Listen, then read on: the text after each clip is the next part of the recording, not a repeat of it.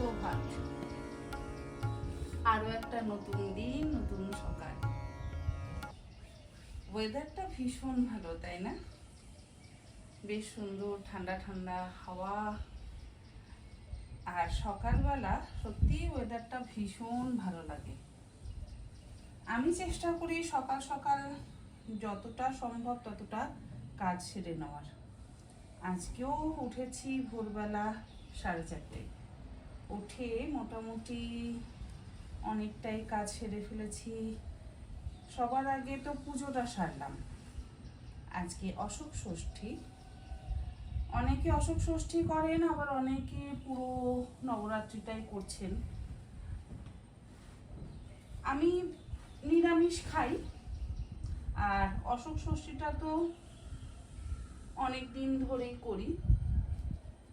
যবে থেকে মা হয়েছে তবে থেকে তো অশোক ষষ্ঠী করি।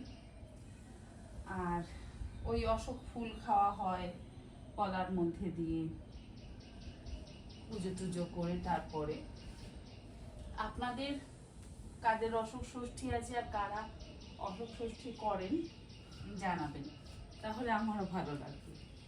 ঘরটাকেও পরিষ্কার করে নিলাম, বিছানাটা পাতা হয়ে গেল। আর কিছুদিন আগে একজন আমার থেকে জানতে চেয়েছেন যে তুমি তোমার বেডরুমে এই হেডবোর্ডের ওপরেরটাকে চেঞ্জ করেছো? হ্যাঁ, চেঞ্জ করেছি। পুজোর আগে ডিজাইনটা চেঞ্জ করেছি, কারণ যে ডিজাইনটা ছিল না সেই ডিজাইনটা ঠিক মতন ক্লিন করতে পারছিলাম না। আর যদি অপরিষ্কার থাকে দেখতে তো অবশ্যই খুব বাজে লাগে। আমি ওই 2.5 বছর ওটা ছিল। যতই চেষ্টা করতাম না কেন পরিষ্কার করবার, কোনো না কোনো জায়গায় দেখতাম কেমন একটু কালো কালো দেখাতো। তো সেটাকে তুলে দিয়ে আবার একটু ডিজাইনটা চেঞ্জ করে এই ফ্রেমটা লাগিয়েছি। এখন দেখতে ভালোই লাগে, তখনও দেখতে অবশ্যই ভালো লাগতো, কিন্তু আমার চোখে কেমন যেন একটু লাগতো। তো সেই জন্য চেঞ্জ করা হয়েছে। আর এটা হচ্ছে আমার একটা মিনি গ্যাস ওভেন, যেটা আমার ঠাকুরের কাজে ব্যবহার করি। এমনিতে 2 বার্নারের গ্যাস ওভেন তো আছে, গ্যাস বার্নার, সেটা তুলে রাখি। আর এটা হচ্ছে সিঙ্গেল বার্নারের গ্যাস ওভেন বা গ্যাস যেটাই বলেন।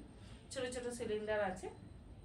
এটার মধ্যে ওই একটু সুজির হালুয়া বা একটু সিমুই ঠাকুরের ভোগের জন্য বানিয়ে দিই। তো এটাকে আজকে আবার বের করলাম, এটা ভেতরে ছিল, কারণ এটাতেই আজকে আমি আমার ঠাকুরের জন্য রান্না করব, আবার নিজের জন্য রান্না করব। চলুন আজকে ব্লগটা এখান থেকেই শুরু করলাম। আশা করি আজকে ব্লগটাও আপনাদের ভালো লাগবে। আর আপনারা কে কে অশোক ষষ্ঠী করেন সেটাও আমাকে জানাবেন, তাহলে সেটা জানলে আমারও ভালো লাগবে।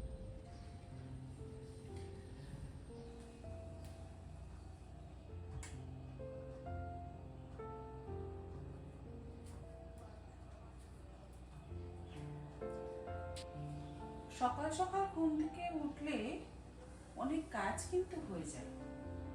আর ওয়েদারটাও বেশ ঠান্ডা ঠান্ডা থাকে, হাওয়া দেয়। তাই আমার সকাল সকাল উঠে কাজ করতে না ভীষণ ভালো লাগে। যত বেলা বাড়তে থাকে তত তো কষ্টটাও বাড়তে থাকে। আমি চেষ্টা করি যতটা সম্ভব ততটা সকালবেলা উঠে কাজ করে নেওয়ার।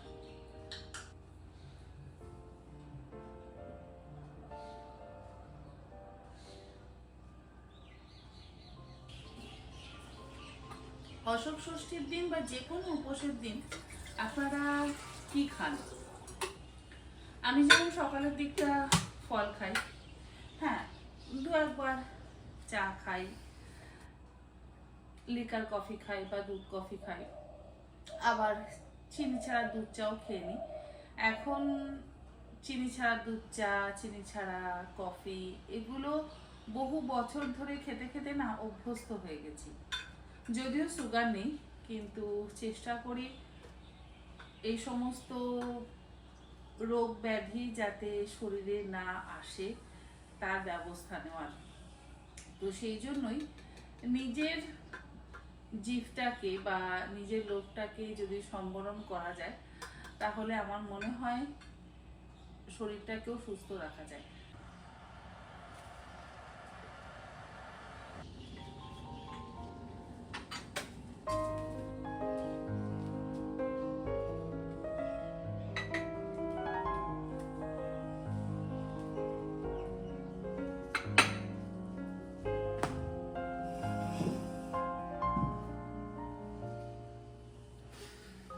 চা বানানো কত সহজ, তাই না? ইলেকট্রিক কেটলিতে জল গরম করে নিলাম, আর এই পেন স্ট্রেনারের মধ্যে নিয়ে নিলাম গ্রিন টি। কাপের মধ্যে গরম জল ঢেলে নিয়ে পেন স্ট্রেনারের মধ্যে গ্রিন টি ভরে দিয়ে দিলাম, ব্যাস চা আমার রেডি। এই পেন স্ট্রেনারটা আমি দার্জিলিং থেকে কিনেছিলাম। দার্জিলিংয়ে না বিভিন্ন রকম স্ট্রেনার কিনতে পাওয়া যায়, তো তখন আমি অনলাইনে দেখিনি।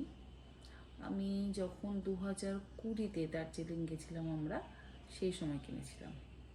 আমার ভীষণ ভালো লেগেছিল, পেনের মতন দেখতে। আরও 2-3টে স্ট্রেনার আমি কিনেছিলাম বিভিন্ন রকমের, তবে এটা আমার সব থেকে বেশি পছন্দের।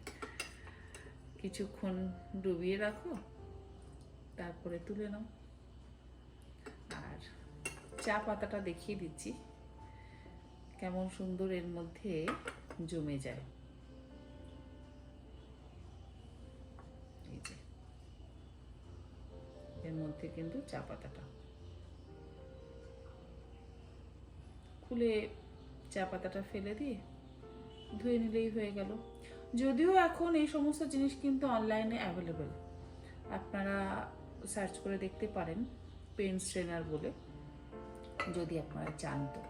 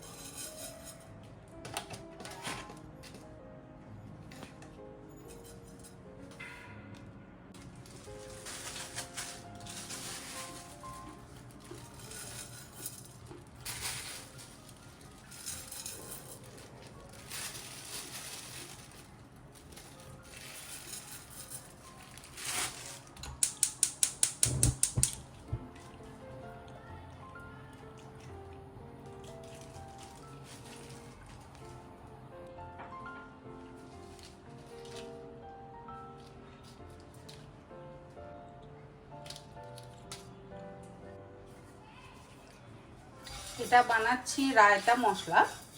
এর মধ্যে দিলাম আমি 2 টেবিল চামচ পরিমাণে গোটা জিরে, তার সাথে 3 টেবিল চামচ পরিমাণে দিলাম গোটা ধনে, আর দিলাম 2টো কাশ্মীরি লঙ্কা।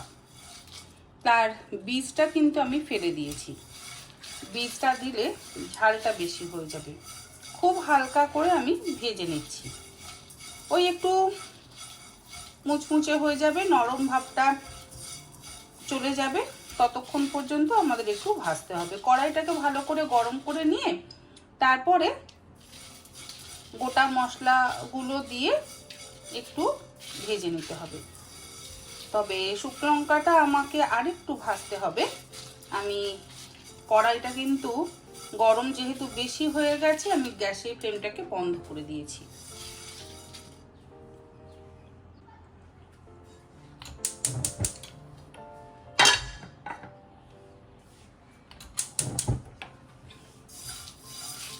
অনেকেই আমার থেকে জানতে চান যে আমার এই গ্যাস বার্নারটা ইলেকট্রিকের কিনা।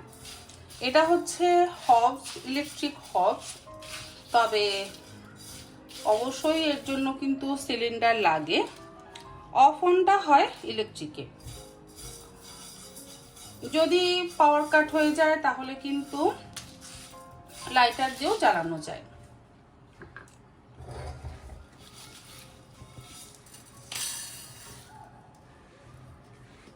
আর এই কড়াইটা সম্পর্কে আবার অনেকে জানতে চাইছেন যে এই কড়াইটা আমি কোথা থেকে কিনেছি, এর লিঙ্কও চাইছে। আমি কিন্তু লিঙ্ক দিতে পারবো না, কারণ বছর 4-5 আগে আমি হোম টাউন থেকে কিনেছি। আর এটা হচ্ছে ওয়ান্ডার শেফ কোম্পানির।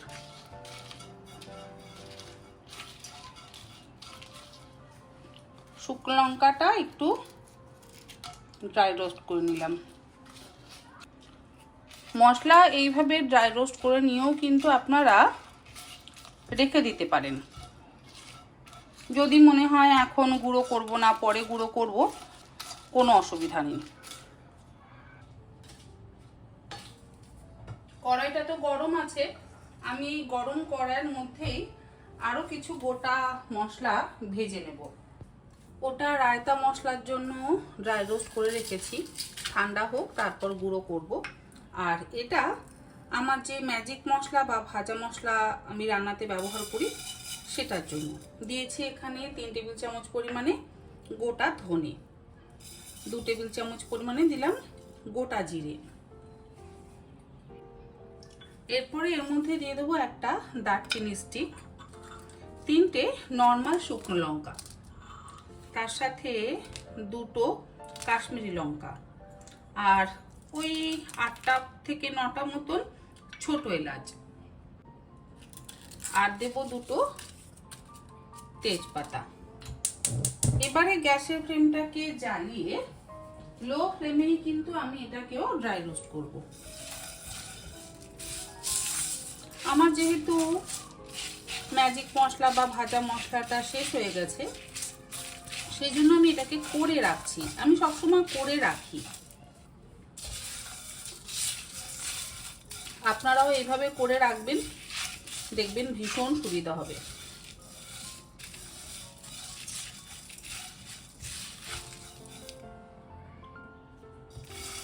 মশলা আমার ভাজা হয়ে গেছে, আমি গ্যাসের ফ্লেমটাকে বন্ধ করে দিয়েছি। এতেই কিন্তু একদম সুন্দরভাবে গুঁড়ো করা হয়ে যাবে।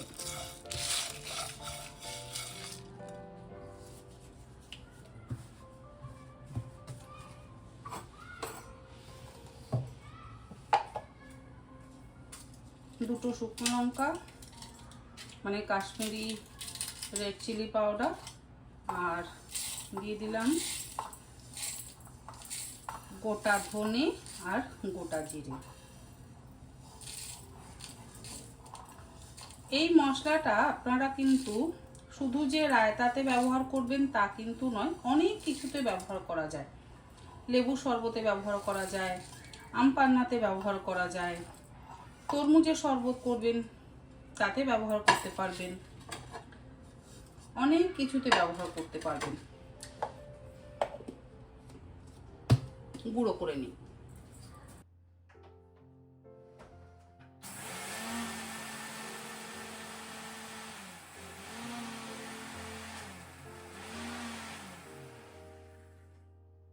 এই তো মশলা তো গুঁড়ো হয়ে গেছে, আর একটু গুঁড়ো করব বাকি মশলাগুলো অ্যাড করে। মশলা গুঁড়ো হয়ে গেছে, কিন্তু আর একটু গুঁড়ো করব। এর মধ্যে আমি 1 চা চামচ হিং দিলাম,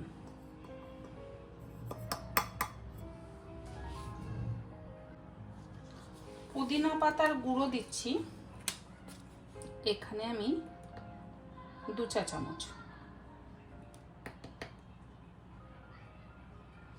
হিং ভাবছি আর একটু দিই, আরও 1/2 চা চামচ হিং দিয়ে দিলাম।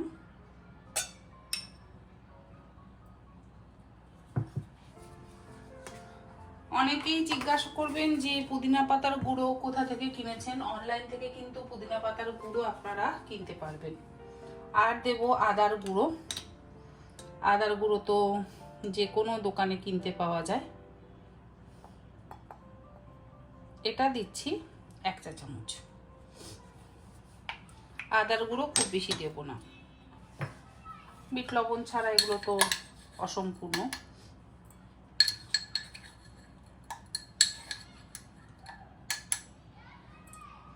দু চামচ না 3 চামচ দিলাম বিট লবণ। এবারে আবারও একবার গুঁড়ো করে নেব। এই যে আমাদের রায়তা মশলা রেডি। অসম্ভব ভালো কিন্তু গন্ধ বেরোয়, অসম্ভব ভালো। আপনারা রায়তাতে ব্যবহার করতে পারেন, আপনারা আম পান্না বা কাঁচা আমের যে শরবত তাতে ব্যবহার করতে পারেন আপনারা। এবারে বানাবো ভাজা মশলা, যেটা আমিষ নিরামিষ চপ কাটলেট যে কোনো কিছু বানাতে গেলে ব্যবহার করা যায়। খিচুড়ি বানান তাতে ব্যবহার করতে পারেন, আলুর দম বানান তাতে ব্যবহার করতে পারবেন। অনেকে হয়তো বলবেন যে একই রকম তো গন্ধ বেরোবে, একদম নয়। খিচুড়ির গন্ধ আর আলুর দমের গন্ধ কি কখনো এক হয়? হয় না তো। মাটনের গন্ধ আর চিকেনের গন্ধ কি কখনো এক হয়? হয় না। তাই এই মশলাটা ব্যবহার করলেই যে এক গন্ধ বেরোবে তা কিন্তু একদম নয়।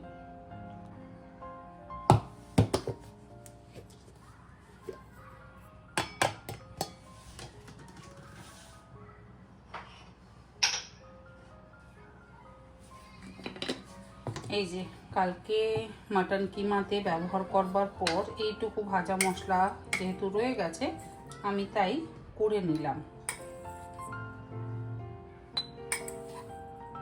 কারণ আমার সব সময় লাগে এই ভাজা মশলাটা।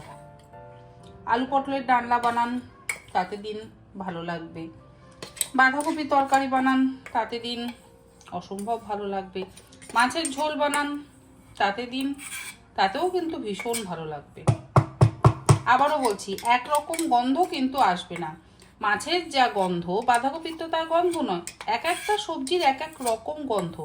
তাই মশলা এক ব্যবহার করলেই যে রান্নার গন্ধ এক হয়ে যাবে তা কি করে হয়?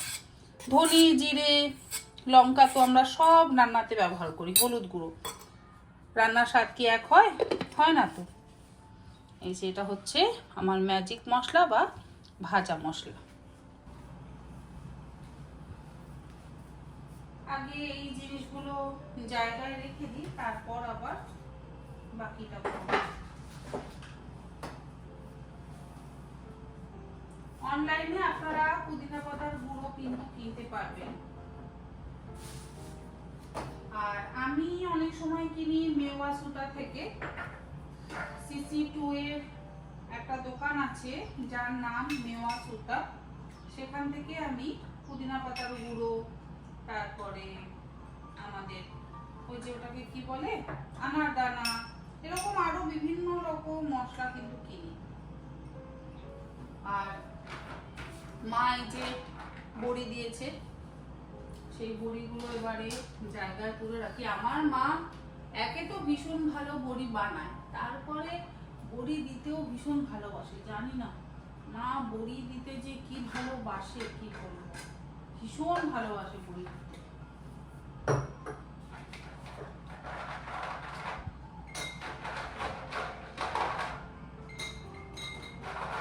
শিলে বাটবে, বেটে বড়ি দেবে আর সবাইকে বিলিয়ে বেড়াবে।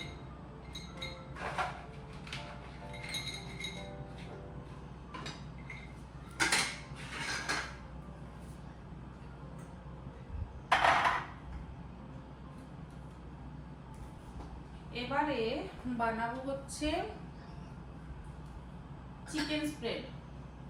এই যে ক্যাপসিকাম কেটে রেখেছি, মানে লাল ক্যাপসিকাম, চিকেন স্প্রেডটা বানিয়ে।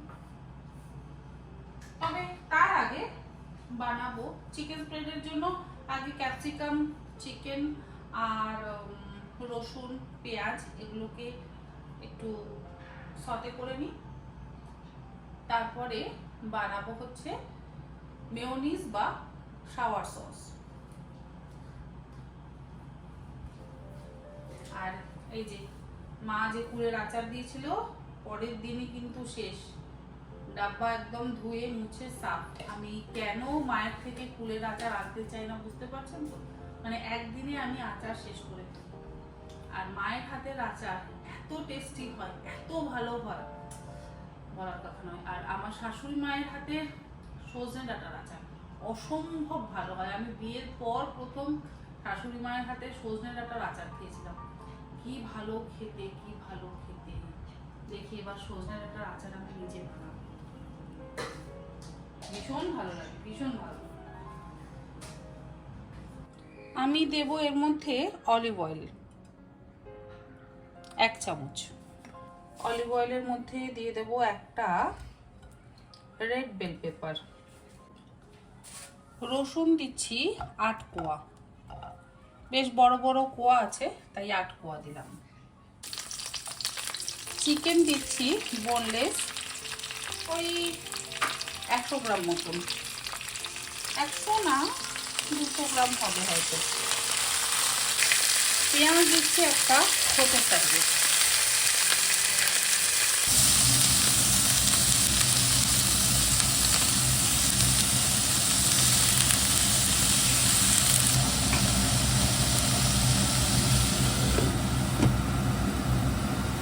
সাওয়ার সসের জন্য আমাদের লাগবে হচ্ছে পনির। এখানে আমি পনির নিয়েছি ওই 50 গ্রাম পরিমাণে। তার সাথে দিয়ে দেব কয়েক টুকরো ভাঙা কাজু, কাজুর বদলে আমন্ডও দেওয়া যেতে পারে।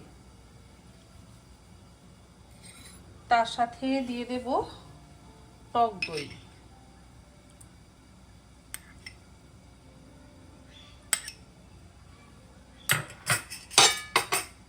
আর দেব চিজ স্লাইস।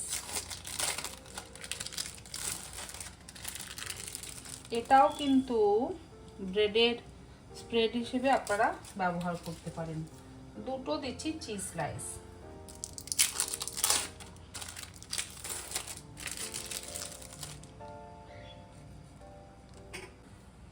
দেব এর মধ্যে গোলমরিচের গুঁড়ো 1/2 চা চামচ, নুন দিলাম ওই 1/2 চা চামচ,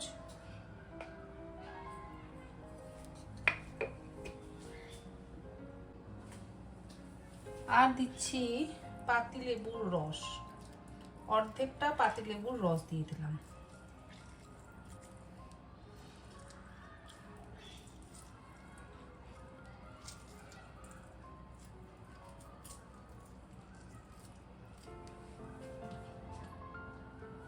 এবারে ব্লেন্ড করে নেব।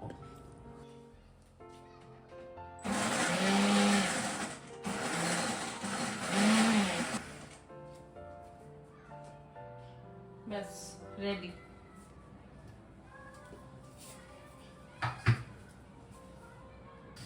ঘরে তৈরি মেয়োনিজ কিন্তু রেডি। এই যে দেখছেন কেমন সুন্দর মেয়োনিজ তৈরি হয়েছে। এবার এটাকে আপনারা ফ্রিজে রেখে দেবেন, রেখে দিয়ে খান। তবে হ্যাঁ, এটা 15 দিনের বেশি কিন্তু রাখা যাবে না। আর অত চিন্তা ভাবনা করে খাওয়ারও দরকার নেই। মেয়োনিজ খাচ্ছি, তেল যাচ্ছে, আনহেলদি, একদম নয়, পুরোপুরি হেলদি মেয়োনিজ। খান না, ব্রেডে লাগিয়ে খান, রুটিতে লাগিয়ে খান, আপনারা ট্যাকো বানিয়ে খান, যা খুশি বানিয়ে খান। এটা বানিয়ে নিন, বানিয়ে নিয়ে আপনারা যা ইচ্ছে বানিয়ে কিন্তু খেতে পারেন। 15 দিন, এর লাইফ হচ্ছে 15 দিন, তার বেশি নয়, কারণ সবই তো ফ্রেশ জিনিস আছে। আর তার বেশি দিন আমার মনে হয় না থাকবে। এটা হয়েছে ঘরে তৈরি মেয়োনিজ, টেক্সচার একদম পারফেক্ট, টেস্টও কিন্তু অসম্ভব ভালো।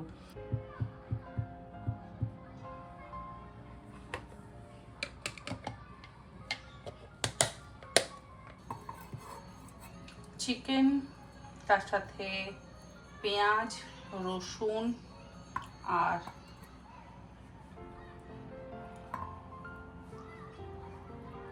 রেড বেল পেপার সব একসাথে দিয়ে দিচ্ছি। তবে একবারে হবে না, তাই আলাদা আলাদা করে ব্লেন্ড করব।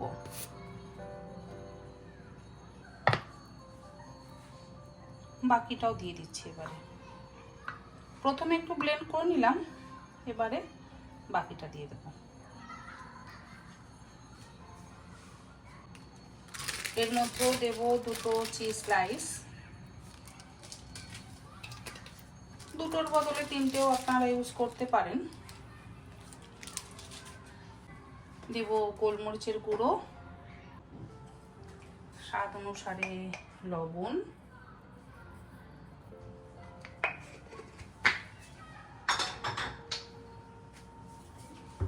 লাস্ট টাইম আমি ডিমের শুধু সাদা অংশটা দিয়েছিলাম, কুসুমটা দিইনি। এবারে আমি কুসুমটাও দিয়ে দিচ্ছি। কুসুমটা রেখে কি করব, কয়েক টুকরো পনির দিয়ে দিচ্ছি, আর দেব টক দই।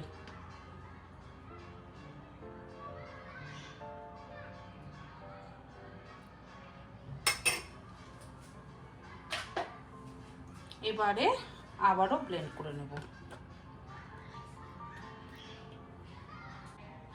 এই যে চিকেন স্প্রেড রেডি।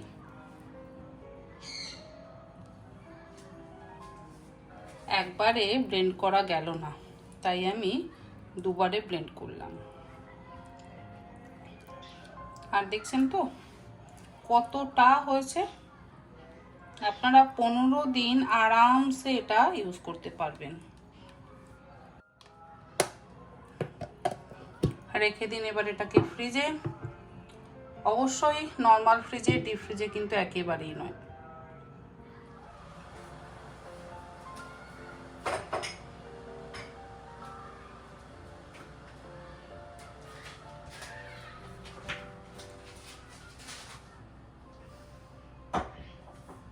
আপনাদের আমার আজকের এই ভিডিওটা কেমন লাগলো অবশ্যই জানাবেন। এই মেয়োনিজ, চিকেন স্প্রেড, রায়তা মশলা, ভাজা মশলার রেসিপি যদি আপনাদের ভালো লেগে থাকে তাহলে কিন্তু আপনারা অবশ্যই এইভাবে বাড়িতে বানিয়ে স্টোর করে রাখবেন। দেখবেন আপনাদের নিজেদের কাজে কিন্তু অনেক সুবিধা হবে। আজ তাহলে আসি, ভিডিওটা কেমন লাগলো অবশ্যই জানাবেন। আপনারা সকলে ভালো থাকবেন, সুস্থ থাকবেন। ধন্যবাদ আর গুড নাইট। আমি এবার একটু চা বানিয়ে খাই।